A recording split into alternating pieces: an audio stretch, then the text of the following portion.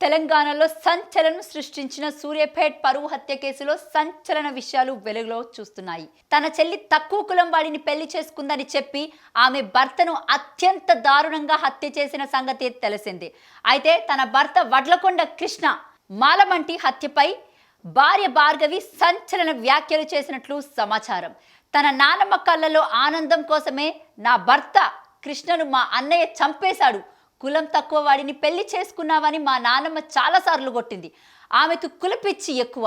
మా అన్నను రెచ్చగొట్టింది మా నానమ్మే. హత్య తర్వాత నా భర్త కృష్ణ డెడ్ బాడీని మా నాన్నమ్మకు చూపించారు.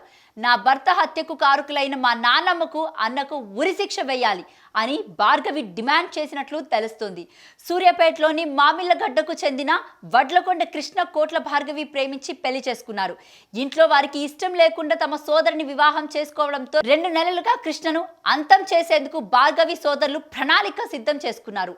పథకం ప్రకారం తాళ్లగడ్డకు చెందిన బైరు మహేష్ తో పాటు నల్గొండకు చెందిన మరో యువకుడి సాయం తీసుకున్నారు. అనుకున్నట్లుగానే బైరు మహేష్ కృష్ణతో స్నేహం చేసినట్లు నటించాడు. ఈ పథకాన్ని ఈ నెల 19న అమలు చేయాలని చూసినా కుదరలేదు. ఆ తరువాత ఈ నెల 27న రాత్రి కృష్ణకు ఫోన్ చేసి వ్యవసాయ బావి వద్దకు రమ్మని చెప్పాడు. ఆ తర్వాత భార్గవి సోదరులతో కలిసి కృష్ణను హత్య చేశారు.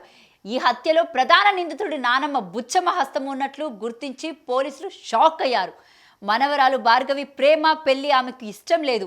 దీంతో కొద్ది నెలలుగా తన కుమారుడు మనవరాలను రెచ్చగొడుతూ హత్యకు పరోక్షంగా కారణమైనట్లు తెలుస్తుంది. హత్య చేసిన తర్వాత మృతదేహాన్ని కారులో వేసుకుని ఆత్మకూరు మండలం పాత సూర్యాపేటలో బంధువుల ఇంటి వద్ద ఉన్న బుచ్చమ్మకు చూపించి సంతృప్తి పరిచారు. చివరికి పిల్లలు మర్రి సమీపంలోని మూసి కాలువ కట్టుపై మృతదేహాన్ని వదిలేసి నిందితులందరూ పరారయ్యారు. ఈ ఘటనలో 6 నిందితులను పోలీసులు అదుపులోకి తీసుకొని విచారిస్తున్నారు.